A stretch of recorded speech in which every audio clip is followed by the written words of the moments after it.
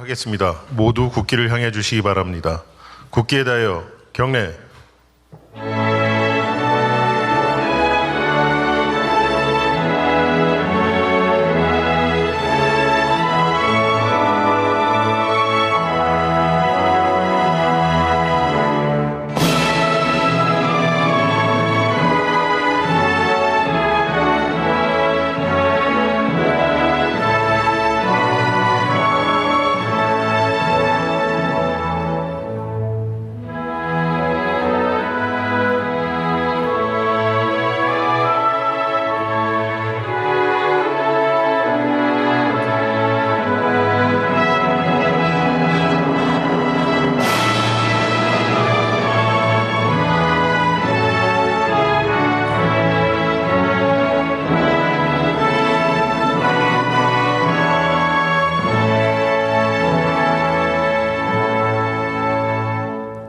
바로 모두 자리에 앉아 주시기 바랍니다.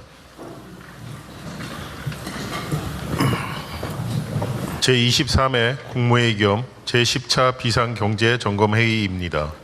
대통령께서 개선안과 함께 모두 말씀을 하시겠습니다. 네, 제23회 국무회의를 시작하겠습니다.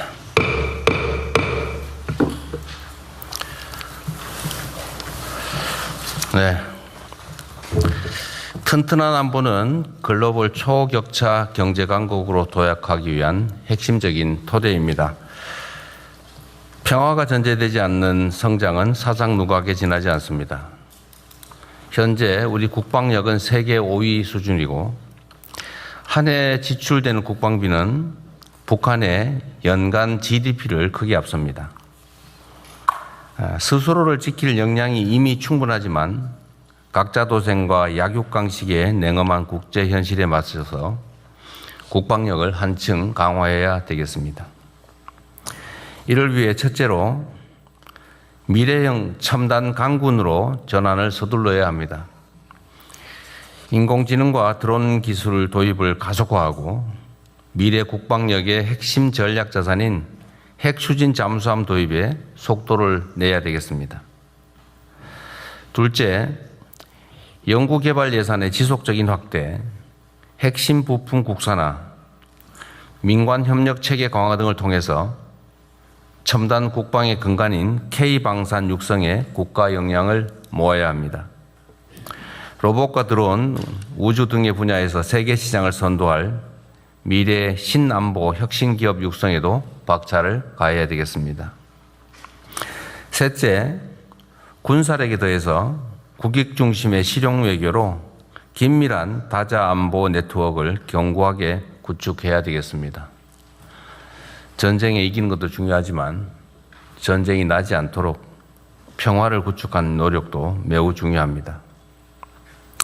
특히 무엇보다 중요한 것은 우리 안보는 우리 스스로 책임지고 지키겠다는 견고한 자세입니다. 자주적 국방 의지가 있어야 친구도 우리를 존중하고 동맹도 더욱 굳건하게 유지될 수 있습니다. 한미동맹의 건강한 발전을 견인할 전시 작전권 환수를 차질 없이 신속하게 진행해 주기 바랍니다. 싸워서 이기는 것을 넘어 싸울 필요 없는 평화를 만드는 것이 진짜 강하고 유능한 안보입니다. 한반도 평화와 대한민국의 도약을 뒷받침할 국방력 강화에 총력을 다하겠습니다.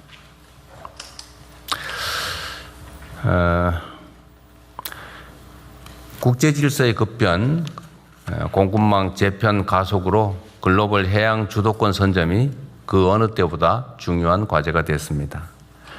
이와 관련해서 우수한 제조업 생태계와 물류 인프라, 단단한 배후지를 갖춘 동남권은 세계적인 해양 경제권으로 성장할 수 있는 충분한 잠재력을 가지고 있는 지역입니다.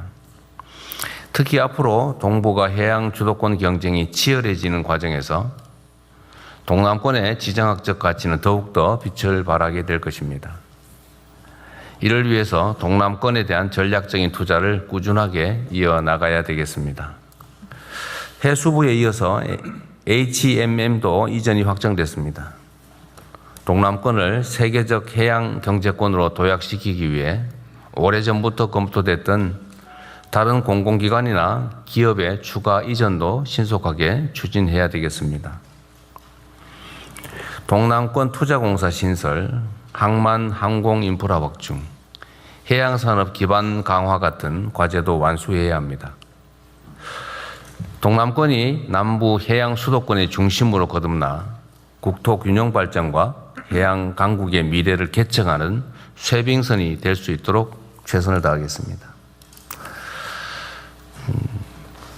중동 전쟁 장기화 등 대외 여건 어려움에도 경제가 빠르게 또 회복하고 성장하면서 올해 명목 성장률이 10%에 육박할 수도 있다는 관측이 나오고 있습니다.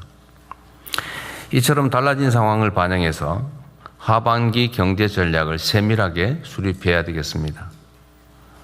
물가 안정에 최우선적으로 주력하고 중동 전쟁 이후 상황 변화도 선제적으로 대비해야 되겠습니다. 양극화 완화 등 구조 개혁 또한 본격 진행해야 됩니다. 올해가 잠재 성장률 반등의 원년이 되도록 재정의 적극적 역할을 바탕으로 치밀하고 속도감 있는 정책 대응을 당부드립니다. 그리고 불효불급한 재정 지출은 과감하게 줄여야 합니다. 국민이 맡긴 세금과 권력을 오로지 국민만을 위해서 제대로 잘 사용하는 것이 바로 우리의 책임입니다. 이상입니다. 이후 회의는 국무총리께서 진행해 주시겠습니다. 네, 현안 토의부터 하겠습니다. 중동전쟁 관련 비상국정운영 및 대응 현황 재경부 산업부 금융위 복지부 외교부 순서로 장관님들께서 발제해 주시기 바랍니다. 예, 재경부 장관입니다. 거시 경제 및 물가 대응 현황에 대해서 보고를 드리겠습니다. 그 종전 협상이 합의 근접 소식에 그 국제 유가가 한 열흘도 채 안 되는 5월 18일에 그 WTI라고 하는 게 이게 104불대였다가 오늘 아침에는 90불, 90센트까지 이렇게 떨어졌습니다. 그리고 브렌트유도 5월 18일에는 112불이었던 것이 오늘 아침 8시 30분 97불대로 이렇게 떨어지는 그런 상황입니다. 그리고 지금 금리도 좀 이제 시간이 지날수록 안정화되고 있고요. 환율은 또 외국인 우리 주식이 높은 그런 상황에 따라서 외국인들이 자기들 자산 구성을 변경하는 과정에서 좀 높은 상황입니다. 주가는 오늘 아침 또 6일 만에 다시 8,000대를 코스피가 돌파를 했습니다. 수출 상황입니다. 수출은 5월 1일에서 20일까지 전체적으로 64.8%가 늘어났습니다. 그 중에서 IT가 반도체 그리고 무선 통신 컴퓨터까지 해서 164%나 증가가 되었고요. 그리고 이제 IT 부분만이 아닙니다. BIT 분야에 있어서도 일반 기계나 선박, 바이오 헬스, 2차 전지 등 해서 19% 증가되고 있기 때문에 수출이 어느 반도체 일방술인 게 아니라는 국민들께 보고를 드리겠습니다. 그리고 주요 나프타도 산업부 장관이 보고 드리겠습니다만 안정화를 이루고 있습니다. 소비 심리가 4월 달에 좀 꺾였다가 5월 달에는 또 다시 반등을 했습니다. 그리고 물가는 그 주요국 대비 저희들이 안정적으로 관리하고 있습니다만 그 고유가 장기화로 생산자 물가가 상승하는 부분에 있어서 정부가 적극적으로 대응토록 하겠습니다. 5월 물가도 상방 압력이 있다는 보고를 드리겠습니다.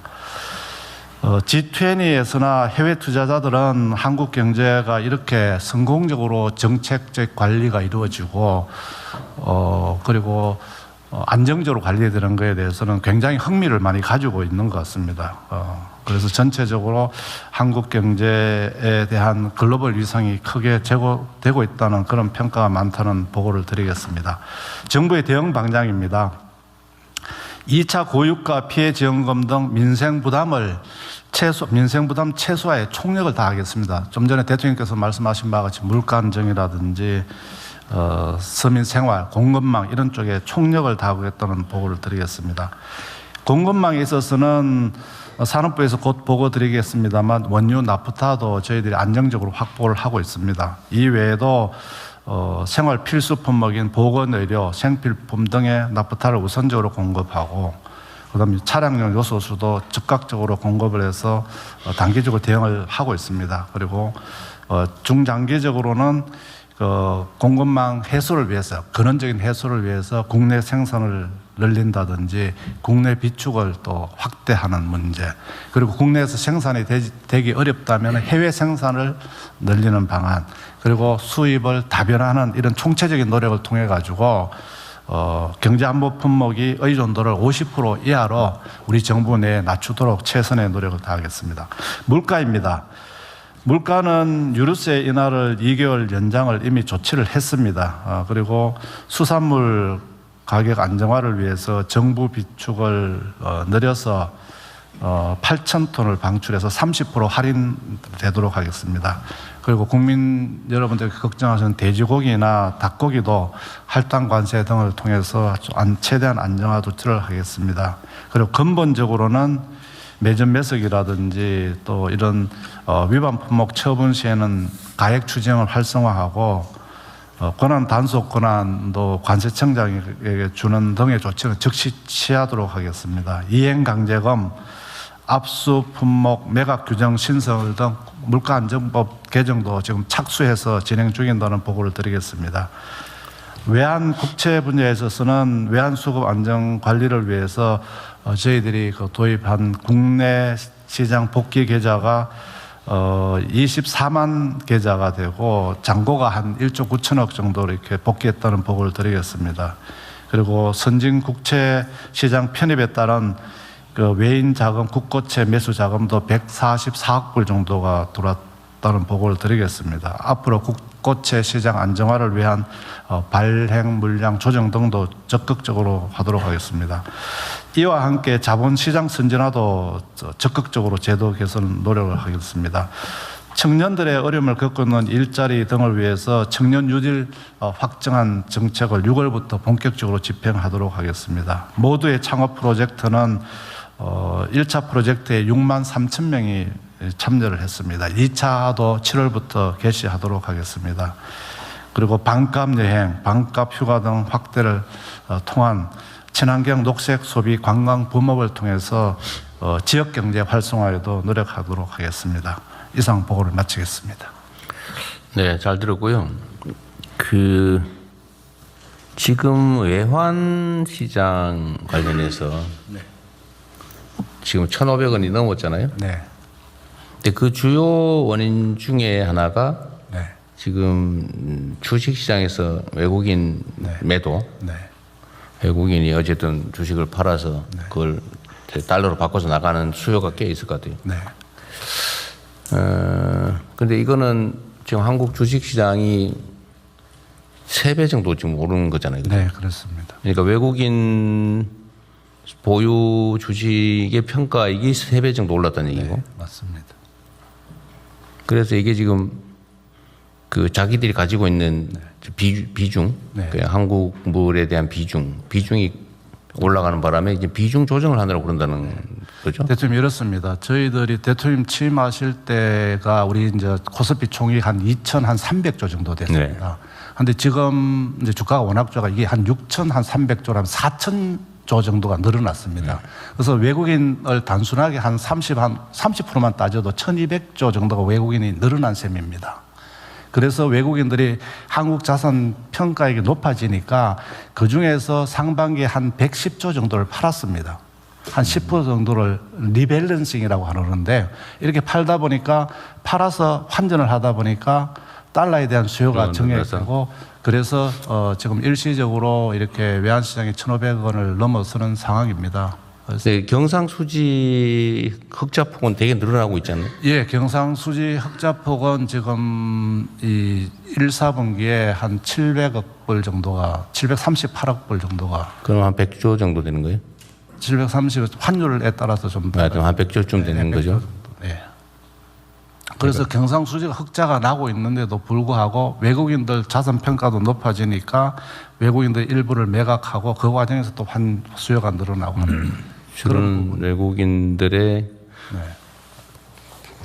주식 매각 대금 환전 수요. 네, 그게 가장 큰 요인으로 파악이 됩니다. 일정 시기가 돼서 주가가 안정이 되면 멈추겠네요. 네, 그래서 그나마 그 대통령 다행인 것은요, 외국인들이 삼성전자 주식 이 보유비율이 떨어지고 있습니다.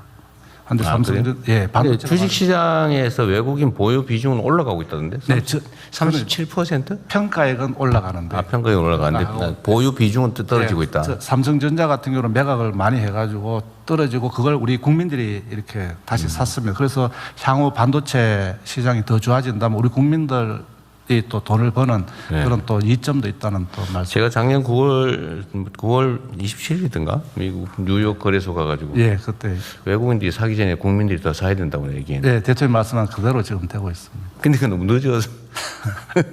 하여튼 그건 알겠고요. 네. 그 유류세 부분 있잖아요. 네. 지금 이게 우리가 세수가 사실 많이 늘어나고 있잖아요. 경제 활성화 때문에. 네. 세수가 많이 늘어나는데 유류세는 지금 그러니까 얼마 정도 낮춘 겁니까? 그래서 원래 세율이 얼마고 네. 그 낮출 수 있는 데가 얼마까지인데 얼마까지 낮춘 거예요? 네, 저희들이 낮출 수 있는 게 이제 83원까지 낮출 수 있습니다. 아, 리터당 83원. 예, 예. 네, 그런데 지금 83원을 걷고 있는 거예요? 예. 아니지. 세수 중에서 83원까지는 깎을 수 있다. 예, 깎아줄 수 있다. 그 중에서 그 중에서 15%, 15원, 25원을 이렇게 깎아줘. 그밖에 안 깎아줬어요 아직까지. 근데 이제 유가가 만약에 더 올라가면 여력을 비축해서 저희들이 더 낮추려고 했었는데 최근에 오늘 보고 드린 것처럼 100불, 104불, 뭐 112불 이렇게 가다가 지금 90불대로 좀 떨어지고 있어가지고 그래서 이 여력을 비축했다가 유가가 네, 양면이 있는 거죠. 유류세를 낮추면은 유가가 조금 덜 오르는 네. 효과는 있긴 한데 이게 지금 사실 우리가 소비를 좀 줄여야 되는데 유가가 폭등하면 그죠. 네네. 근데 지금 이걸 통제를 하면 소비가 안 줄어드는 문제가 그런 있죠. 점도 있습니다. 예. 그래서 정부 부담은 늘어나고. 근데 그 적절한 균형을 맞추는 게 중요한데 아직 여력은 좀 있군요. 네, 여력이 있습니다. 그래서 여력을 비축해서 혹시나 중동 상황이 더 악화될 경우에 대비해서 유류세나 여력을 비축하고 있습니다. 우리가 초기에 어쨌든 유류세를 인하해 준 게 있으니까 네. 초기 물가 안정에 도움이 됐는데 만약에 근데 유류 혹시 산업부에서 어떻게 계산하는지 모르겠는데 유류 가격이 배럴당 얼마 정도 되면 이 유류세를 그냥 현재 유류세 정도 유지를 하면서도 손해를 안 보는 상황이 될 수 있을까요? 지금 90불까지 떨어졌다는 건데 예, 옛날엔 40불대였던 거죠. 유류가. 예, 그렇습니다. 대통령 그 부분은 지금 저희들 유지하고 있는 최고 가격제를 네. 언제까지 유지할 거냐라고 하는 문제하고도 좀 연관이 물론 되어 그렇죠. 있는데 네. 저희 지금 산업부가 전문가들하고 같이 논의하고 있는 것은 가격이 당연히 떨어지는 것도 중요하지만 그 가격이 움직이는 밴드가 안정화되는 게 더 중요하다고 생각을 하고 있습니다. 그래서 어찌 보면 전문가들 간의 의견은 갈리지만 호르무즈 통항이 자유롭게 된다 하더라도 바로 가격이 급격하게 떨어지지 않을 가능성이 있다는 의견들도 많기 때문에 그 가능성이 더 높다는 거죠. 오히려 예. 지금 유류 생산 시설, 공급 시설이 다 파괴돼가지고 그렇다는 거죠. 그렇습니다. 복구하려면. 그래서 100불 밑으로는 떨어지는 것은 당연히 전제로 하더라도 그 진폭이 60불 뭐 이렇게 떨어지기는 어렵다. 예. 상당 기간은. 그 진폭이 안정적인 상황이 더 중요하다고 그렇게 일단 판단합니다. 알겠습니다. 예. 다른 의견들 혹시 있으면 말씀하시고 다음 넘어가시죠. 예, 에너지 수급 동향과 대응 현황에 대해 산업부에서 보고 드리겠습니다. 먼저 주요 수급 동향입니다. 전쟁 발발 88일째에 접어들고 있습니다만 에너지 수급 상황은 점차 안정화되고 있습니다. 원유와 나프타는 5월부터 7월까지 작년 대비 85% 수준 이상으로 확보되고 5월 중순부터는 민간 비축 수준도 상승하여 전쟁 이전 수준으로 회복되었습니다. 나프타 도입 확대에 힘입어 석유화학 NCC 설비 가동률도 3월 말 55% 수준까지 떨어졌던 게 금주 중 75% 수준까지 올라설 전망입니다. 전쟁 전이 약 80% 정도였던 것에 비하면 거의 전쟁 전 수준까지 회복되고 있다 하겠습니다. 다만 중동발 수급 영향이 지속될 가능성에 대비해서 현재 시행 중인 수급 가격 안정화 조치를 점검하고 제도 운영 방식도 정비 강화해 나가겠습니다. 다음 주요 대응 현황입니다. 첫째, 수급 안정화 조치입니다. 전쟁 상황, 호르무즈 통항 현황, 국제 유가 등을 면밀히 주시하면서 재정적, 제도적 수급 안정화 제도를 운영해 나가겠습니다. 전략경제협력 특사단이 확보한 물량이 차질 없이 도입되도록 하고 원유와 나프타의 대체 물량에 대한 차액도 지속 지원하여 적시에 충분한 물량이 도입될 수 있도록 하겠습니다. 한편 현 상황이 8월 이후까지 계속될 수도 있다는 가능성이라는 만약의 경우에도 선제적으로 대비하기 위해 비축유 수합을 신규 및 연장 관리함으로써 정부 비축유는 적정 수준 이상으로 확보할 예정입니다. 둘째, 가격 안정화 조치입니다. 국제 유가의 계속되는 등락에도 불구하고 국내 휘발유, 경유의 주간 가격은 하락 추세로 전환하는 등 전반적으로 가격이 안정적으로 관리되고 있습니다. 이러한 여건을 감안하여 6차 최고 가격을 동결하여 지난주 5월 22일부터 시행하였으며 최고 가격 조정 주기도 기존 2주에서 4주로 연장하였습니다.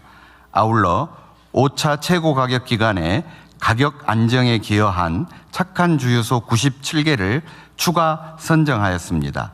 현재까지 총 369개의 착한 주유소가 선정되었으며 4회 선정된 주유소가 한 곳이 나타났습니다. 우리 제주 서귀포시에 위치해 있는데 이 주유소에 대해 감사의 말씀을 드립니다.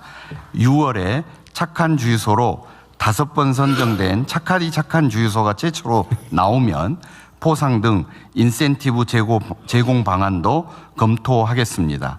마지막으로 금주 중에 최고 가격제 운영에 따른 정유사 손실 보전을 위해 손실 보전 항목, 정산 주기, 정산위원회 구성 방식 등을 포함한 최고 가격제에 따른 손실 보전 기준 고시를 마련하겠습니다. 이상 보고를 마치겠습니다. 네. 우리는 현재는 비축 원유를 정부 비축 원유는 하나도 사용하지 않고 지금 견디고 있는 거죠? 그렇습니다. 그대로 유지하고 있습니다. 지금 일반 방출했던 거는 스와프 형태로 다시 상환하는 채우고 있기 식으로. 때문에 그렇습니다. 민간 분야의 비축 물량이 아까 보니까 8천만 배럴? 예. 8천만 배럴은 그러면 이게 지금 전쟁 전 보유 물량인가요? 아니면 전쟁 전에는 9천만 배럴 정도 됐었습니다. 9천만 배럴이었는데 현재는 8천만 배럴로 다시 복구를 해놨다 그 말이에요? 그렇습니다. 85%라고 하면 여전히 부족하다는 얘기이긴 하죠. 예. 근데 뭐 그런데 심각한 문제가 생길 정도는 아니지만 여전히 15%는 부족한 상황. 여기서 중요한 것은 우리가 정유사들이 생산하고 있는 휘발유, 경유 등의 석유 제품뿐만 아니라 석유화학사들이 생산하고 있는 것들의 수출을 계속 유지하면서도 지금 현재의 내수를 충족시키고 있다는 게 중요한 점이라고 생각을 합니다. 어쨌든 관리를 잘한 것 같고 민간 분야도 상당히 유능하게 잘 대응하고 있는 것 같네요. 그런데 아까 여기 보니까 7월까지는 85%를 해서 크게 걱정하지 않아도 된다라고 했는데 7월 이후는 어떻게 됩니까? 8월 이후. 원유는 한 60에서 70%가 장기 계약으로 돼서 8월 이후 것도 물량에 대한 예측이 가능합니다만 원유는 지금의 트렌드가 계속 유지됩니다. 그런데 납사는 보통 40일에서 60일 전에 계약이 이루어지면서 그때부터 되기 때문에 8월 이후에 계약 물량이 이제 잡히고 있는 상황입니다. 근데 일반적인 예측은 어떠냐고 말이죠. 저희들 산업부에서 보기에는 차액 보조 제도를 유지하고 있는 상황이기 때문에 8월 이후에도 지금의 경향은 계속 유지될 안정적인 맞다. 경향은 유지될 거라고 보고 있습니다. 그리고 전에 지금 원유는 어쨌든 특사단들이 긴급하게 확보한 게 꽤 효과가 있었는데 지금 다시 뭐 이런 비상 조치를 취해야 될 필요성이 있는지는 판단해 봤어요?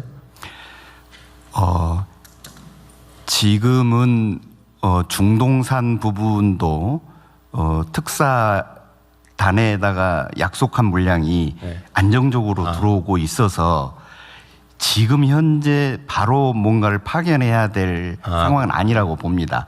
그리고 비중동산에 대해서는 운임 보조 등을 통해서 정유사들이 많이 확보를 하고 해오고 있습니다. 다만 또 이러한 상황이 어찌 될지 모르기 때문에 그 부분에 대해서는 급격하게 단기적으로라도 갈 수 있는 준비 태세는 갖춰놓도록 하겠습니다. 네. 알겠습니다. 다른 분들 혹시 의견 있으시면 말씀하십시오. 아니면 다음으로 넘어가시죠. 네, 금융위원회에서 금융안정반 내용 보고드리겠습니다. 국내 금융시장 동향입니다. 먼저 주식시장의 경우 최근 변동성이 다소 확대되던 코스피는 미 이란 간 종전협상 기대감, 반도체 업종 불확실성 완화 등으로 재차 상승세로 전환되어 지난주 금요일에는 7,848포인트를 기록한 데 이어 오늘 다시 8,000포인트대를 재돌파했고 9시 50분 기준으로는 한 8,100선대를 지금 기록하고 있습니다. 잠깐 박스에 나와 있는 국민참여형 국민성장펀드 판매 실적 말씀드리면 지난주 금요일 3주 동안 팔 예정으로 판매를 개시했는데 출시 당일 하루 만에 목표 물량 6천억 원 중 87.1%인 5,224억 원이 판매되었습니다. 시장에서는 사실상 완판이라고 평가하면서 흥행 대성공이라고 이야기하고 있습니다. 온라인 물량도 전체 물량 중 50% 아래로 제한했는데도 한 개사 외에는 모두 마감되었고 일부 증권사에서는 개시 10분도 안 되어 한도가 소진되는 등 반응이 뜨거웠습니다. 그리고 오늘 오전에 나머지 한 개사도 다 마감이 되었습니다. 특기할 만한 사항은 서민용으로 20%를 우선 배정했는데 실제로는 40% 정도를 서민들께서 사가실 정도로 비교적 골고루 판매가 이루어졌습니다. 국민 여러분들께서 소중한 자금을 한국 경제의 미래인 첨단 산업을 키우는 데 투자해 주신 만큼 제대로 된 성장을 만들고 그 과실이 공유될 수 있게 향후 운용에 각별히 신경 쓰겠습니다. 채권 시장의 경우 고유가 등 인플레이션 우려, 주요국 기준금리 인상 전망 등에 따른 글로벌 금리 상승세에 연동되면서 국내 금리도 상승 흐름입니다. 금융부문 대응 상황입니다. 민생 실물경제 지원을 위한 정책금융지원 프로그램 8.2조 원 원활히 집행되고 있습니다. 현장 금융회로 해소 위한 릴레이 간담회 네 번째 순서로 지난주 목요일에 제 주제로 해운업 금융권 간담회를 개최해서 지원 방안을 발표했습니다. 호르무즈 해협 내 대기 중인 중소중견 국적선사 선박 10척에 대해서는 해외 재보험사가 보험 제공을 거부하더라도 국내 보험사가 공동 인수하는 방식으로 최저 요율 수준의 전쟁 보험을 지원하기로 합의하였습니다. 아울러 선박펀드 지원 대상과 규모도 확대합니다. 은행권을 중심으로 피해기업 등 대상 28조 원이 지원되고 있으며 업권별 상생금융 노력도 지속 중입니다. 금융시스템 안정을 위한 채권 자금 신장 안정 프로그램도 5.4조 원이 착실히 집행되고 있습니다. 에너지 대전환을 금융 측면에서 뒷받침하기 위해 금융권과 오늘 회의를 소집해 에너지 분야 생산지역 금융 추진 현황을 점검합니다. 이와 같이 중동 전쟁의 위기를 기회로 바꾸기 위한 체질 개선 노력도 계속해서 강화해 나가겠습니다. 이상 보고 마치겠습니다. 네. 그 국민성장펀드가 6천억인데 사실 규모로 치면 그리 많아 보이지 않은데 어떠세요? 네, 이게 그 당시 이게 설정할 때는 그 과거에 뉴딜 펀드가 한 1,400억 원 정도 했거든요. 그러니까 그거 한 4배 정도 됐고, 그때는 또 이 세제 같은 것들이 확정이 되지 않은 상태였고, 그다음에 주식시장이 또 이런 정도로 또 활성화되는 것들이 이제 가만히 안 돼서 그 당시에는 그 6천억조차도 시장에서는 좀 도전적인 거 아니냐 뭐 그런 부분이었는데 지금 현재 상황은 말씀하신 대로 다 이제 소화가 되는 상황이 좀 바뀌었습니다. 특히 앞으로 이게 우리나라 경제 구조도 자산 중심으로 바뀌게 될 가능성이 많잖아요. 금융과 자산 중심으로. 그러면 이게 소위 소득 격차도 문제인데 자산 격차는 지금 더 문제고 앞으로는 더 심해질 거다. 자산 분야에서의 격차가. 그러면 이게 이미 예측된 거라면 자산 분야에서의 격차를 어떻게 완화해 나갈 거냐도 중요한 과제 같아요. 지금 사실 주식시장도 이게 대형 우량주 가지고 있는 사람들은 되게 막 10배, 막 20배 이렇게 올랐는데 아예 주식을 아예 안 가지고 있으면 사실은 완전히 또 배제돼서 주식 자산을 가지고 있냐 아니냐로 차이도 확 벌어지고 있잖아요, 지금.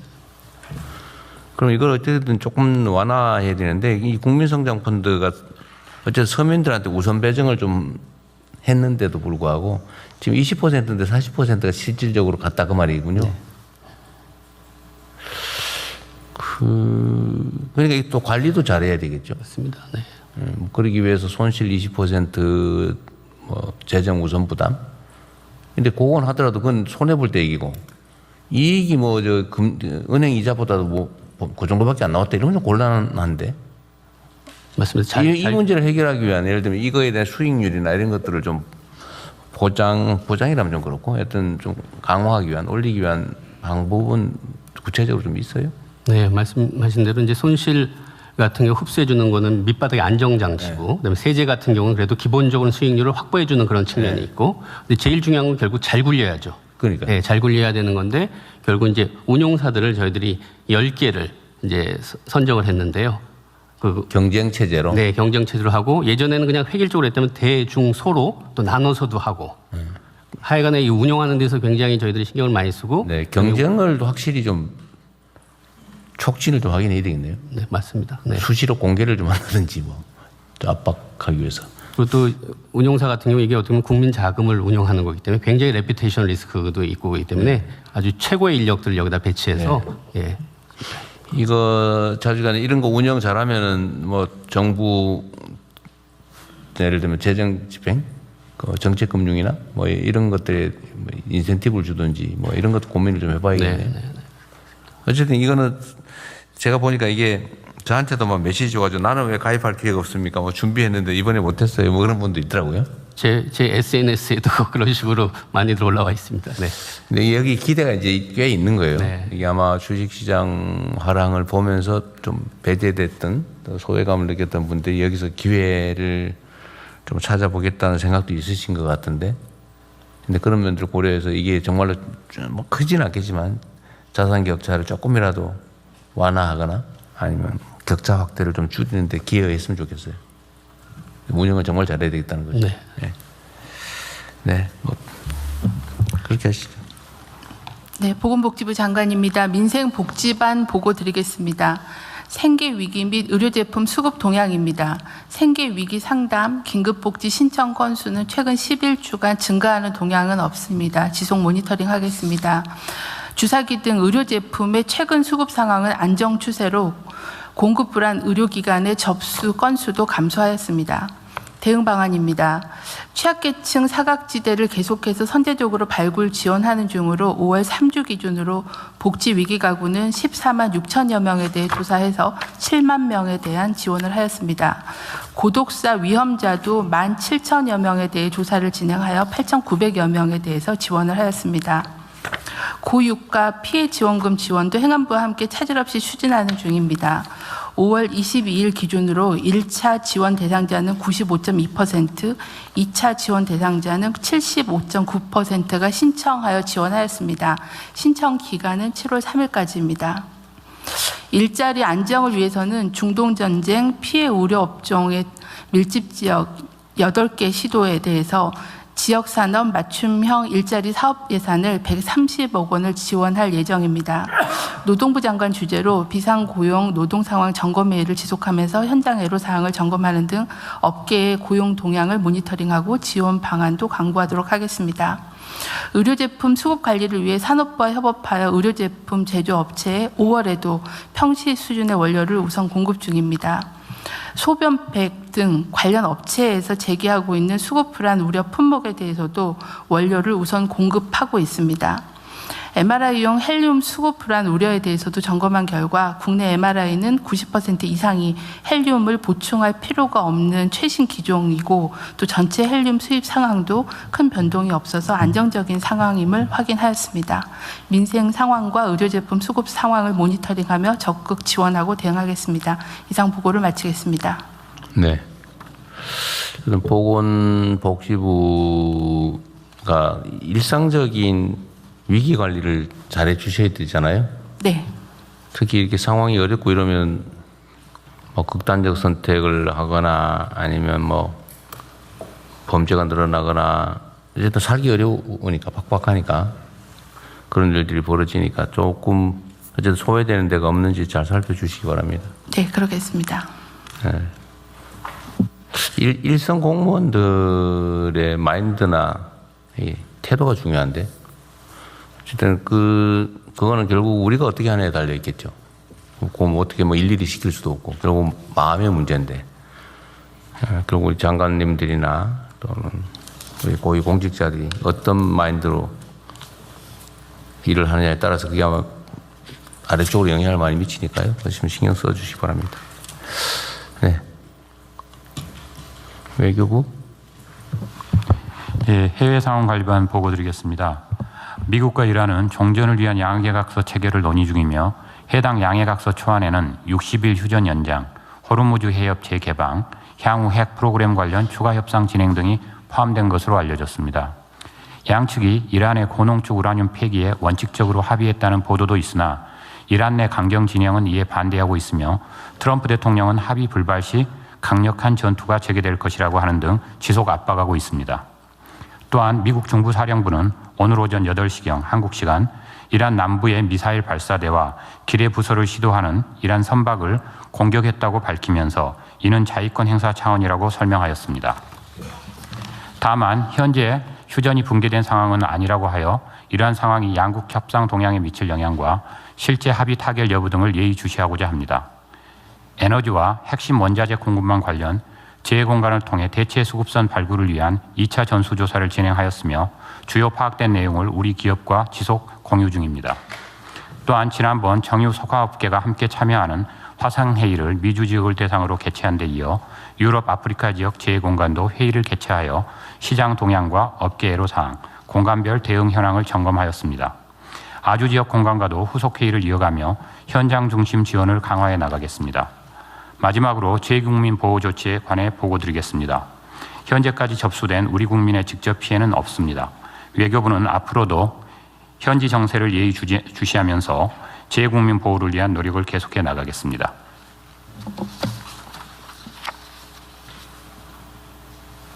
다 됐어요? 네, 네. 끝났다는 얘기를 안 해가지고. 네, 다음 무슨 말씀하실까 기다리고 있었습니다. 어쨌든 중동 상황은 그렇고요.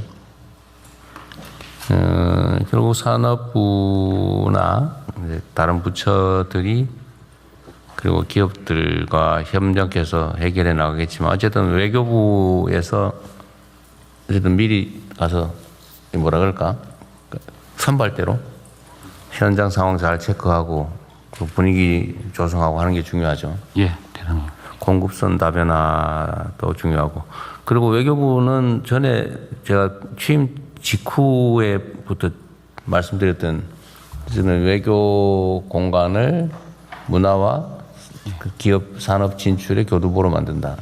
네. 이 일은 계속하고 있겠죠? 예, K 이니셔티브 정책에 따라서 네. 거점 공간을 지정하고 관련 공공기관들까지 참여하는 협업 체제를 지금 구축하고 있습니다. 네. 다른 부처들도 어떤 그 협력을 좀 해주세요. 그러니까 이게 지금 그 해외로 나가는데 각 부처 단위로만 따로따로 나가가지고 도대체 서로 뭘 하고 있는지도 모르고 이중으로 일하고 이런 경우가 있으니까 다 제외 공간 중심으로 여기를 통과해서 협의하고 기본적인 정보 공유하고 다 그런 건 해주셔야 됩니다. 그 외교부에다 다 일을 넘기라는 게 전혀 아니고 하되 협업하고 소통하라 그 말이죠. 각 부처들이 잘 지켜주기 바랍니다. 네, 그리고 다음 진행하시죠. 네. 다음은 부처 보고입니다. 남부 해양 수도권 육성 방향 해양수산부 장관님께서 보고해 주십시오. 예, 해양수산부 장관입니다. 남부 해양수도권 육성 방향을 보고드리겠습니다. 추진 배경입니다. 세계적인 제조업 생태계와 물류 인프라를 보유한 동남권은 글로벌 공급망 핵심 거점이 될 잠재력이 매우 큽니다.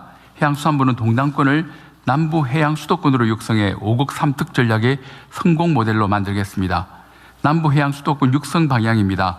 먼저 부산은 국제 해양 금융 비즈니스 중심지로 만들겠습니다.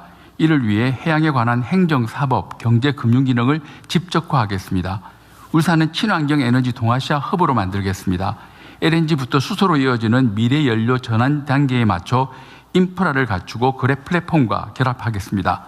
경남은 항만, 물류, 제조, AI가 결합된 산업 생태계를 조성하겠습니다. 진해 신안과 배후단지를 피지컬 AI 테스트 베드로 활용하고 AI 기업 유치를 통해 제조 물류 기업과 협업 생태계를 만들겠습니다. 추진 전략, 다음 쪽입니다. 추진 전략 및 과제입니다. 첫째, 북극 항로를 선도하는 남부 해양 수도권입니다. 올해 하반기 시범 운항을 시작으로 2030년까지 한유럽 전기 서비스를 개설하겠습니다. 국적 내 쇄빙 선대 확충, 극지 전문 인력 양성 등 활성화 기반을 마련하고 2040년까지 진해 신항을 세계 최고 컨테이너 항만으로 조성하는 한편 복합 운송 화물 유치와 트라이포트 연계 개발을 통해 아시아 물류 허브로 도약하겠습니다. 둘째, 산업이 재도약하는 남부 해양 수도권입니다. K해운조선 상생 협력으로 자율운항 선박, 친환경 선박 분야에서 초격차를 확보하겠습니다. 또한 해양금융, 회사법률 등 고부가 연관 산업을 육성하고 조선 MRO, 친환경 벙커링 등 해운 서비스 산업도 키우겠습니다. 주요 3단 항만의 AX를 과석화하고 제조 물류 클러스터를 맥스 풀스택 수출의 핵심 거점으로 만들겠습니다. 수산은 전자거래 전환 등 유통구조를 혁신하고 고부가 식품 산업을 육성하여 블루푸드 허브를 조성하겠습니다. 다음 쪽입니다. 셋째, 기업, 사람, 자본이 모이는 남부 해양 수도권을 만들겠습니다. 해양수산 공공기관 이전, 국회 논의를 통해 동남권 투자공사 신설, 해사국제상사법원 2028년 개원 및 수도권 해운선사 연관기업 추가 유치를 차질 없이 추진하겠습니다. 채용 연계형 계약학과 신설, 해양 수도권 특화 앵커 사업 등을 통해 청년 인재의 육성과 유입을 촉진하고 수요자 중심의 해양 혁신 스타트업 생태계도 조성하겠습니다. 마지막 넷째로 살기 좋은 남부 해양 수도권입니다. 광역교통망 구축으로 남부 해양 수도권을 1시간 생활권으로 만들고 타 권역과의 연결도 강화하겠습니다. 주거, 교육 등 정주 여건을 획기적으로 개선하고 남해안의 관광 자원을 연결한 해양 레저 관광 벨트를 조성해 모두가 가고 싶고 살고 싶어하는 남부 해양 수도권을 만들겠습니다. 목표 및 기대 효과입니다. 2024년 기준 2,850억 달러의 남부 해양 수도권 GRDP를 2040년까지 5,200억 달러로 높이고 현재 순유출 중인 청년층을 조속히 순유입으로 전환시켜 2040년 생산 가능 인구를 전망 대비 5.4%포인트 높은 60%로 유지하겠습니다. 해양수산부는 국가 균형 발전이 국가 생존 전략임을 깊이 새기며 남부 해양 수도권 완성에 최선을 다하겠습니다. 이상 보고를 마치겠습니다. 네. 자료 준비는 잘 된 것 같네요. 지금 좀 어렵긴 한데 7, 8월은 지금 쇄빙선 없이 북극 항로로 유럽을 갈 수 있다는 거죠. 예, 8, 9월이 좀 더 8, 9월이? 예, 그렇습니다. 1년에 2달 정도 현재는 쇄빙선 없이 가는 거? 예, 3개월까지도 가능하다고 지금 전망을 하고 있습니다. 올해도. 예. 7, 8, 9. 8, 9는 안전하고? 예, 8월, 그래서 저희가 지금 시범 운항을 8월 말에 출발해서 네. 50일간 하려고. 지금. 8월 말부터? 예. 그 이상하네. 7월이 더 따뜻하지 않나? 녹는 그 시간. 녹는 시간 때문에 내가 녹는 시간이 있고 어는 시간이 있으니까. 그렇군요.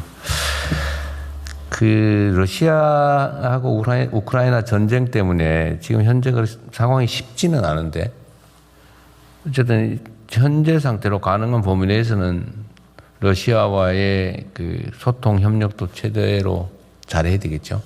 네, 그렇습니다. 러시아하고도 관계를 잘 가져가야 되고, 그 다음에 그 대러 제저 문제가 있기 때문에 네. 미국하고 EU와도 계속 지금 외교부를 통해서 협의를 하고 있습니다. 네. 어쨌든 해수부가 할 일도 많으니까 잘 챙겨주시고, 그다음에 어쨌든 그 해수부가 부산으로 뭐 극히 예외적으로 간 거잖아요. 그건 뭐 각별한 의미가 있으니까 어쨌든 동남권 중심에 어쨌든 해양 수도 건설이라고 하는 이 정부 방침은 정말 잘 준비해서 정말 치열하게 해야 됩니다. 그렇게 하겠습니다. 이게 대한민국이 이게 전부 서울, 경기, 인천 막 그 근처로 다 몰려가지고 이제는 방법이 없는 상황이 돼가잖아요. 어쨌든 균형을 맞춰야 되는데 그래도 제일 가능성이 높은 데가 부산이니까 부울경 중심으로 잘 챙겨주시기 바랍니다. 네, 다음 넘어가시죠. 오늘은 이제 우리가 또 어디 가야 되죠? 12시까지 끝내야 된다고 그러던데. 예. 저번에 4시간 반 했더니 다 여러분들 잘못이에요. 머리 보고를 많이 해요.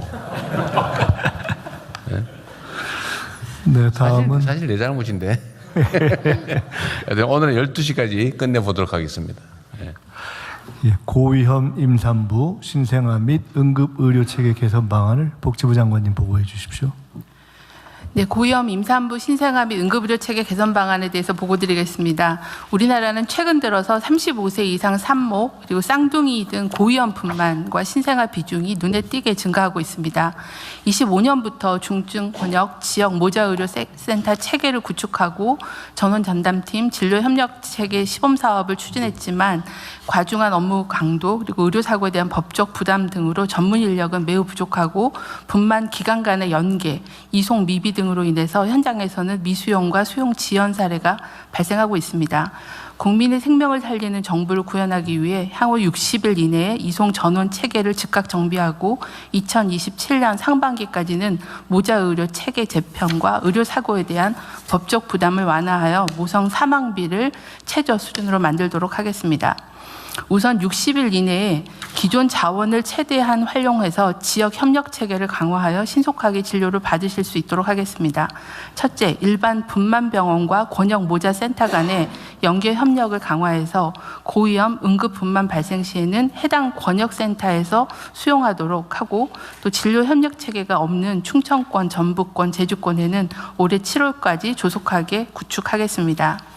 둘째, 119 출동 시 임신부가 다니던 분만병원으로 우선 이송하여 의사가 상태를 판단하도록 하고 해당 병원에서 진료가 어려울 경우에는 모자의료 전담팀과 119가 협력하여 권역 및 전국 단위로 이송병원을 신속하게 선정하겠습니다.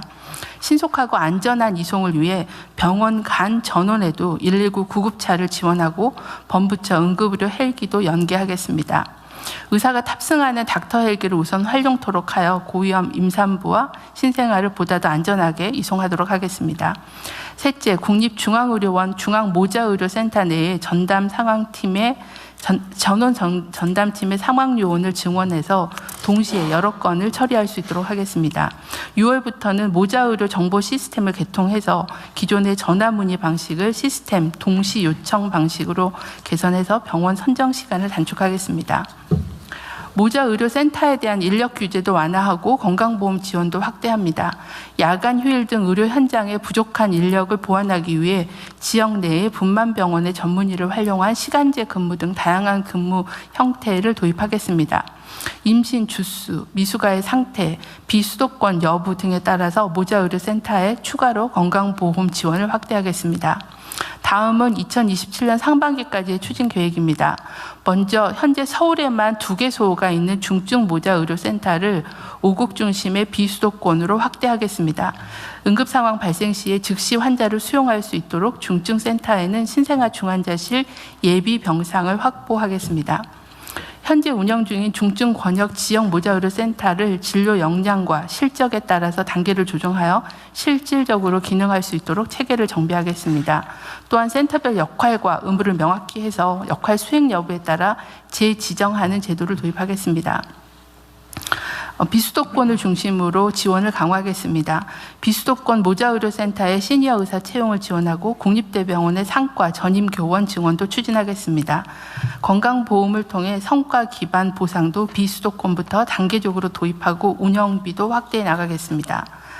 필수 의료 분야 의료진이 안심하고 진료할 수 있도록 의료 사고 부담을 완화하겠습니다. 지난해 말부터 분만 등 필수 의료 전문의를 대상으로 의료 사고 시에 최대 17억까지 보장하는 고액 배상 보험의 보험료 지원을 해왔습니다. 오는 6월부터는 그 대상을 응급의료센터, 신생아 중환자실 전문의까지 확대하겠습니다. 또한 불가항력적인 분만 사고에 대한 국가 보상 대상을 산모 사망뿐만 아니라 산모의 중증 장애까지 확대하겠습니다. 지난 4월 개정된 의료분쟁 조정법 시행을 차질 없이 준비하여 분만, 응급 등 고위험 필수 의료 행위 의료 사고에 대해서는 수사나 형사 기소에 대한 부담을 경감하겠습니다. 법 시행 전이라도 개선된 수사 절차를 현장에 먼저 적용할 수 있도록 법무부, 경찰청과 긴밀히 협조하겠습니다. 마지막으로 응급의료 이송 체계입니다. 올해 호남권에서 실시 중인 이송체계 혁신 시범 사업의 4월까지의 실적을 살펴본 결과 하루 평균 체중증 환자의 사망자 수는 감소하고 권역응급의료센터가 중증 환자를 수용하는 건수를 증가하는 등 미수용 문제를 완화하는 데 효과가 있는 것으로 판단하고 있습니다. 전국적으로 지역별 이송 지침을 신속히 정비하고 이송 체계의 혁신을 하겠습니다. 제도의 안정적 시행을 뒷받침하기 위해서 응급의료법 개정도 9월 내에 완료하겠습니다. 아울러 응급의료기관 지정 기준을 개편해서 권역응급의료센터, 지역응급의료센터에 심근경색증, 외상 등 중증 응급질환 치료 역량을 높이겠습니다.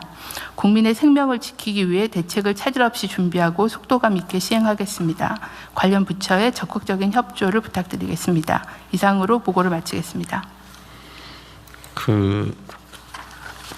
응급의료법 개정을 해보겠다고 했는데 뭘 하려고 응급의료법을 개정해요?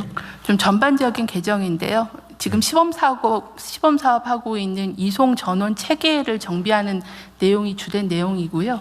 그다음에 지역 응급의료센터의 지정 기준도 강화해서 명칭도 좀 변경하는 내용들이 전반적으로 들어있습니다. 알겠습니다. 제가 전에 한번 얘기했을 가능성이 있는데 어떤 국가의 제도를 만드는 거 있잖아요. 근데 거기에는 이제 소위 헌법, 법률, 시행령, 규칙 이렇게 조례 이렇게 순서가 위계가 있는 거죠, 위계가. 그런데 모든 제도는 법으로 만들어야 된다. 이거는 사실이 아니에요. 시행령도 법령의 일부죠. 이게 지금 요즘은 다 입법 이렇게 하는데 물론 그게 가장 안전하긴 한데 지금 국회 상황이 무슨 법 하나 만들려면 그 몇 달씩 막 심하면 몇 년씩 걸리고 우리가 필요한 제도 개선을 하려고 지금 계획하고 있는 게 아마 수천 건 넘을 텐데 그거 다 법으로 하려고 그러면 못 하거든요. 그런데 원래 우리 법제처가 언제 한번 각 정부 기관들에 설명을 한번 해주면 좋겠는데. 예, 그러도록 하겠습니다. 그리고 현재까지도 법무부가 해도 되고 법제처가 해도 되는데 법제처가 하는 게 나을 수도 있겠네. 하여튼 국민의 권리를 구체적으로 침해하거나 아니면 의무 부담을 설정하는 것은 법률에 의해서 하라고 헌법에 돼 있긴 한데.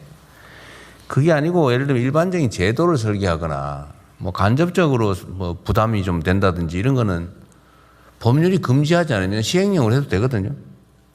예를 들면 응급의료에 관한 응급의료가 국민들의 의료 응급 상황을 대처하기 위해서 만든 법인데 그 법이 금지를 하거나 그 법에 반하지 않으면 그 법률의 목적을 이행하기 위한 시행령을 만들어서 시행해도 돼요.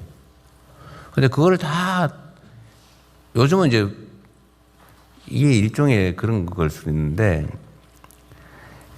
책임 문제 때문에 그럴 수 있거든요.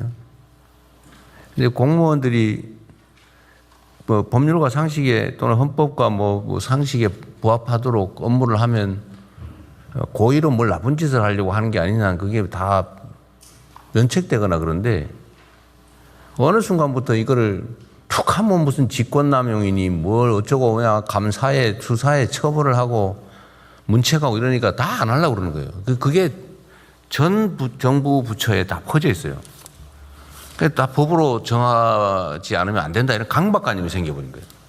그래서 다 우리가 실제로는 시행령이나 뭐 규칙이나 지방자치단체들도 지방정부들도 조례로 해도 될 일을 다 그냥 법으로 미루고 법이 정해지지 않을 때까지 안 해버리고 이러니까 사회 발전이 됩니까?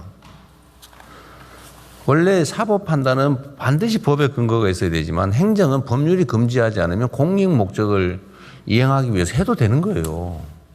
그게 원래 행정의 일반 논리잖아요. 그걸 보장하기 위해서 시행령 제정 권한도 있는 거고. 그래서 좀 능동적으로 적극적으로 하면 좋겠다는 생각이 듭니다. 예, 너무 경색돼 있어요.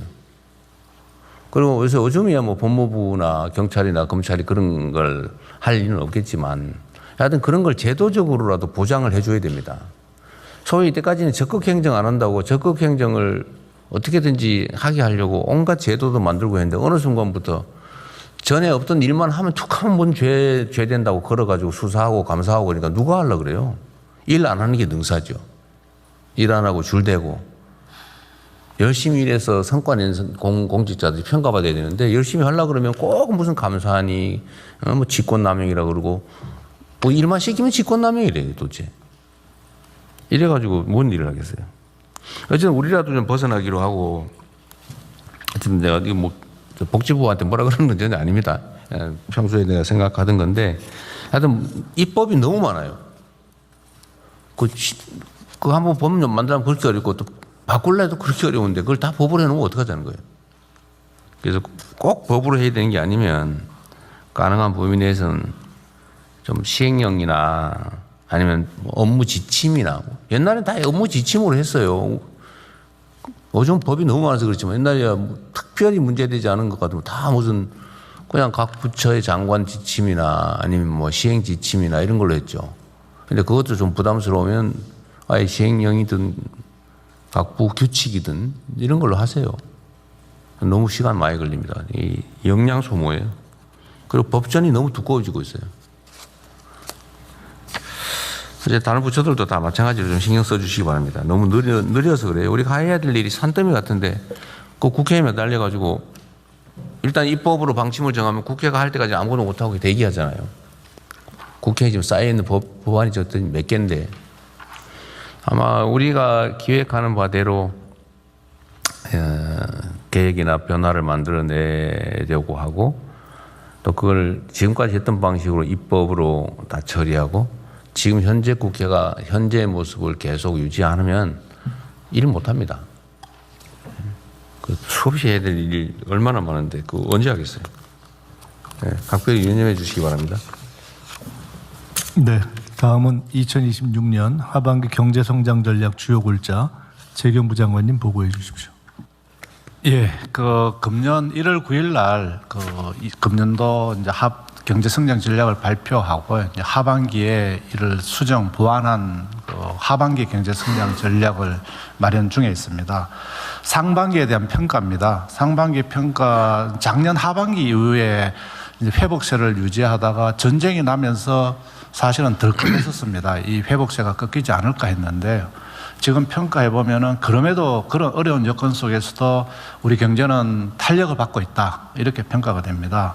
특히 몇 번 보고 드린 것처럼 1, 4분기 성장률이 OECD 국가 중에서는 최고를 이루고 있는 상황, 수출이 또 아주 좋은 상황, 그다음 정시도 아주 좋은 상황, 전반적으로 이렇게 상황이 굉장히 저희들은 좋다고 평가를 합니다. 좀 미안합니다. 아까 법제처장이 뭔 얘기하려고 그랬는데 내가. 아니 현재 지금 국정과제 입법 중에서 재정 법률로 준비했던 게 49건이 있는데 지금 부처 간 협의해서 25건은 개정으로 가려고 하기로 했습니다. 야, 재정이 아니고 개정하는 걸로. 네. 그리고 뭐 어차피 중간에 끊은 김에 내가 하나만. 네. 그 복지부 있잖아요. 네. 전에 제가 그러니까 부부 교육이라면 좀 그렇고 부부 상식, 부모가 예를 들어 아이를 어떻게 길러야 되나? 네. 그런 얘기 한번 한 일이 있는데 예. 아무도 가르쳐 주지 않는다. 네. 그 문제거든요. 아이들 교육하는 게 얼마나 중요한데. 네. 아이들 때리면 어떤 일이 벌어지는지를 잘 모르잖아요. 네. 아이들이 흉기를 가지고 놀잖아요. 총, 칼 들고 놀고. 그게 어떤 영향을 미치는지 예를 들면 네. 부부간에도 새로운 사람 만나가 살 때 어떤 게 가장 파탄을 불러오는지 사실 조금만 조심하면 되는 건데 네. 이게 오해 때문에 남녀 사이에 그 좀 차이가 있잖아요, 그죠? 네, 네. 예를 들면 이런 거를 좀 알려주자 네. 했더니 저번에 누가 기획을 해왔는데 엄청난 거작을 만들어 와가지고 이거 과연 법으로 허용되냐, 이게 타당하냐, 재정 어떻게 뭐 이런 고민을 하고 있더라고요, 어디 보니까. 그렇게 하지 말고 네. 쉽게. 네. 요즘 그런 거 재미있게 하는 거 있죠. 예를 들면 이렇게 인터넷으로 이렇게 띵 누르면 어떤 게 뭐 재미있게 이렇게 약간 반응형으로. 반응하고 뭐 이렇게 점수 올려주고 이런 거 있잖아요. 그런 걸 하나 만들든지 아니면 민간에다 요청을 하든지 그거 끝나면은 여기 상품권 뭐 이런 거 하나 네.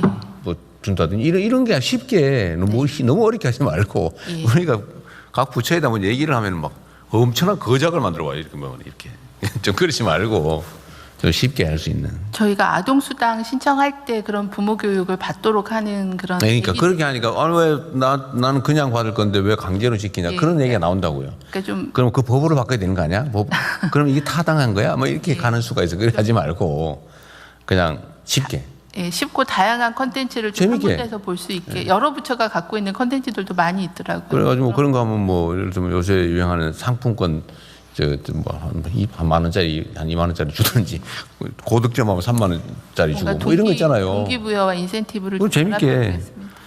아이를 때리면 어떤 일이 벌어지나요? 뭐 웃기잖아요. 이런 거또 객관식으로 이렇게 띡 눌러가지고 그럼 점수 올라가고. 네. 뭐 이 예를 들면 네. 너무 부담 갖지 말고 하고 싶은 사람만 하게. 네. 좀 그런 거 한번 고민해 봐주세요. 네, 그러겠습니다. 뭐든지 쉽게. 근데 이거 해야 돼요. 네. 이게 사람이 죽고 사는 문제일 수도 있는데 이 공공 영역에서 이런 너무나 상식적인 얘기들을 정보 제공 안 해주니까 이상하게 왜곡돼 가지고 정말 끝장 보고 그러잖아요. 전에 한번 보니까 게임을 좋아해가 아이를 집에다가 혼자 내비두고 뭐 PC방 가서 게임하다가 어쩌고 그런 기사 나는 일도 있어요. 그런 사례가 있었습니다. 그러니까 그건 몰라서 그럴 수도 있거든요. 나빠서 그럴 수도 있지만 그런 걸 좀 쉽게 고민하면 좋겠어요. 실용적으로. 너무 거창하게 하지 말고. 네, 미안합니다. 네, 맞아 하시죠. 예, 이어서 하겠습니다. 이렇게 이제 경제 상황이 중동 전쟁에도 불구하고 이렇게 좋은 상황을 왜 그러냐 이렇게 저희들이 평가해 보면은요, 외부 충격에 대해서 대통령님을 중심으로 한 비상경제 대응 체제를 적극적으로 가동해서 정책 대응이 신속했다. 석유 최고 가격제라든지 유류세 인하라든지 또 추경 등 복합적인 정책을 펴서 제가 이번에 그 G7 회의를 가보니까 여기에 대해서 한국에 대한 호평이 굉장히 컸다는 말씀을 드리겠습니다.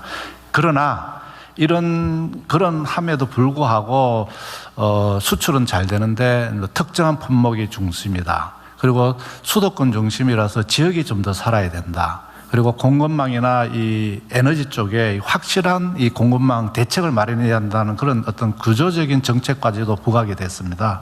그래서 하반기 경제 성장 전략은 이런 그동안에 도출된 정책까지를 반영해서 우리가 추진해왔던 잠재 성장률 반드시 반등하는 거예요. 양극화해서 중동 전쟁 이후의 대책, 그다음 구조개혁 등을 강화할 필요가 이렇게 제기됐다고 말씀을 드리겠습니다.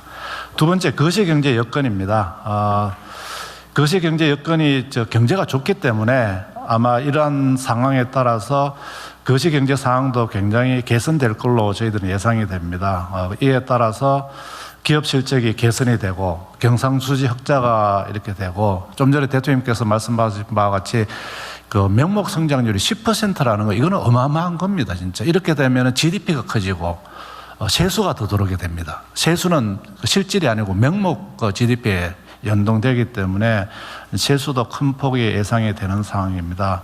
그러나 이렇게 성장이 좋아지고 세수가 늘어나고 이렇게 되면은 반드시 또 물가가 올라갈 가능성이 큽니다. 그리고 금리도 올라가고 또 아까 말씀드린 것처럼 정시가 좋아지니까 이 환율의 절하 효과가 나타나고 하는 이런 부분은 저희들이 최소화하면서 경제 구조 변화를 이번에 확실하게 바꿔서 새로운 시대에 맞는 성장 전략을 마련하겠다. 이런 식 가지고 경제 제조약 골든 타임을 적극 활용하면서 대책을 마련하기 위해서 중동 전쟁 이후의 전략, 잠재 성장률 반등, 그리고 양극화 해소 등 구조적인 문제에 박차를 가겠다는 말씀을 드리겠습니다. 다음 쪽입니다. 하반기 그 경제 성장 전략의 그 추진 방향은 정책 목표는 대한민국 경제 대조약의 이 원년을 말로만 하는 게 아니고 좀 완성을 해야 되겠다 해서 3대 분야 6대 과제로 저희들이 이렇게 구조화를 했습니다.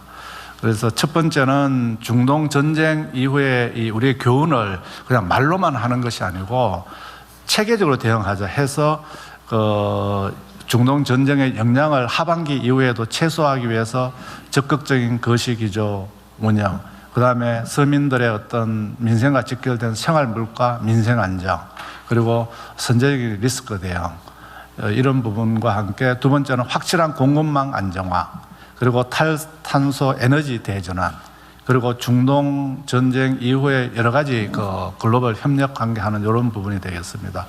그리고 경제 성장률 반등을 위해서는 기존에 상반기도 했습니다만 AI 대전환, 초혁신 경제 가속화하는 문제, 그리고 지방주도 성장도 확실하게 하기 위해서 지방 중심의 성장 동력을 구축하는 이슈, 그다음에 지방에 대한 어떤 그 재정이나 세제 등을 인센티브를 강화하는 문제, 지방 인재 양성, 지방 경제 활성화, 관광 등이 되겠습니다.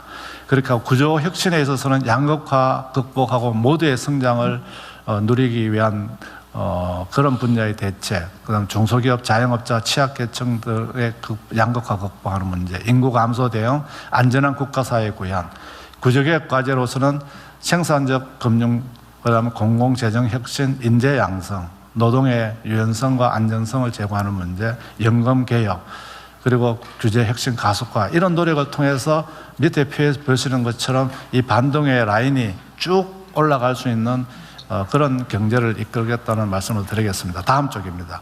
이를 실행하기 위해서 어제 그 경제관계 장관회의 간담회를 열었습니다, 대통령님. 그래가지고 또 수정을 받아가 각 장관님의 코멘트를 받아서 오늘 이렇게 국무회의 보고를 드리는 게 되겠습니다. 그래서 세부 과제에 보시면은 그 제가 앞쪽에 말씀드린 것 이외에 과제별이 또 이렇게 들어가 있습니다. 여기 보시면은 이쪽 보시면은 그래서 앞으로도 6월 말쯤에 대통령께 보고를 드리려고 하고 있기 때문에 지금도 저희들 계속 보완 발전해 나가도록 하겠습니다. 이상 보고를 마치겠습니다. 준비된 대로 잘 해야 되겠네요. 네. 요 그림표가 아주 무서운 그림이네. 예. 맨 밑에. 예. 네, 요 그림. 네. 잘하면 위로 올라갈 텐데. 잘못하면 올려야 됩니다. 잘못하면 오른쪽으로 또 쳐진다. 네, 맞습니다. 근데 실제로 심각하죠. 구조적으로 좀 지속적으로 잠재 성장이 떨어지고 있잖아요, 그죠? 네. 인구 문제나 이런 것 때문에. 그럼 그거를 우리가 극복을 하고 어쨌든 R&D 투자든 시스템을 새로 정비를 해가지고 네. 다시 상향해야 될 텐데. 네. 이 재경부, 산업부, 네. 중소기업부, 그다음에 공정거래위 보니까 해당이 안 되는 데가 없네. 다 법무부가 질서잘 유지 잘해줘야 되고. 예. 문화부가 K컬처를 잘 해줘야 되고. 그러게 관계 없는 데가 없는데. 하여튼 우리가 이게 추세잖아요. 이렇게 우하향하다가 이제 우상향으로 살짝 지금 올라왔는데. 지속적으로 우상향할 수 있게 하는 게 정말로 중요한 것 같아요. 그러려면 우리 사회의 모든 분야를 다 바꿔야 됩니다. 누구 얘기를 인용할 것도 없이 지금과 같은 방식과 관성으로는 결국 우하향할 수밖에 없는데 우상향을 하려면 다 바꿔야죠. 모든 분야에서 모든 사람들이 다 바뀌어야 됩니다. 우리가 먼저 모범이 돼야 될 것 같아요. 네, 준비된 대로 잘 시행해 주기 바랍니다. 네, 그렇게 하겠습니다. 네, 세 가지 보고 사항은 다 접수하고요. 부처 협조 사항입니다. 정부 출범 1주년 성과자료지 발간 국무조정실장님 설명해 주십시오. 예, 정부 출범 1주년 성과자료를 보고 드리겠습니다. 지금 책상에는 두 권의 책자가 놓여 있습니다. 대통령실 문체부 국조실의 부처와 협업해서 준비한 자료집인데요. 작은 책자는 체감도가 높은 38개 대표 성과를 선별, 보기 쉽게 시각화한 것이고, 두꺼운 책자는 123대 국정과제별로 1년간의 추진 과정과 성과를 상세히 정리한 것입니다. 이 자료들은 온라인으로 공개했고 공공기관에도 배포할 예정입니다. 각 부처는 이 자료를 기관별 여건에 맞게 활용해서 1년의 성과를 국민들께 맞춤형으로 잘 설명드려 주시기 부탁드리겠습니다. 이상입니다. 네, 의안심의로 넘어가겠습니다. 의원 심의는 비공개로 운영하겠습니다. 언론인 여러분께서는 진행에 협조해 주시기 바랍니다.